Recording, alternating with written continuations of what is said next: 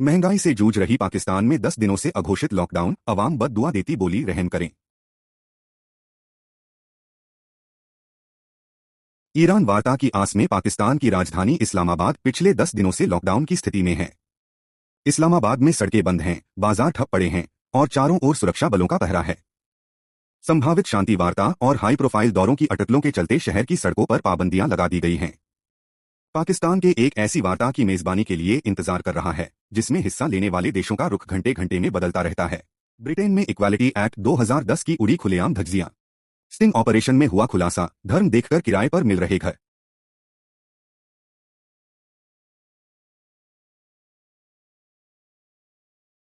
Britain की राजधानी London में भारतीय मूल के कुछ मकान मालिकों द्वारा धर्म के आधार पर किराएदार चुनने के कथित भेदभावपूर्ण विज्ञापनों का खुलासा हुआ है।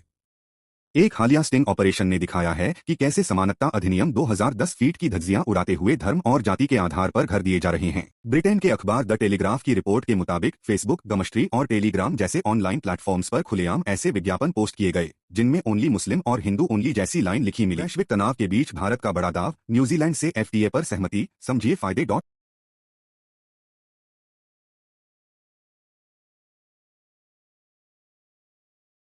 मार्च 2025 में न्यूजीलैंड और भारत ने एक व्यापक मुक्त व्यापार समझौते की दिशा में बातचीत शुरू करने की घोषणा की थी।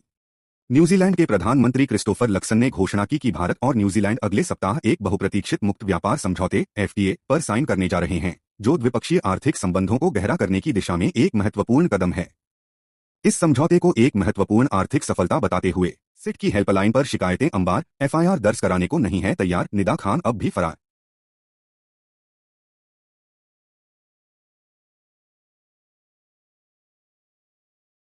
महाराष्ट्र के नासिक में सामने आए कथित टीसीएस कांड में जांच अब एक जटिल मोड़ पर पहुंच गई है। इस मामले की जांच के लिए गठित एसआईटी की तरफ से जारी हेल्पलाइन नंबर पर 20 से ज्यादा शिकायतें मिली है। वहीं दूसरी ओर पुलिस के सामने सबसे बड़ी चुनौती यह है कि शिकायतकर्ता औपचारिक तौर पर आगे आकर एफआईआर दर्ज कराने को तैयार नहीं है। यही वजह है कि इतने गंभीर आरोपों के बावजूद कार्रवाई की रफ्तार धीमी पड़ती नजर आ रही है। भरूच का झगड़िया एरिया केमिकल फैक्ट्री विस्फोट से थर्राया, आग ने किया तांडव, कई मजदूर घायल।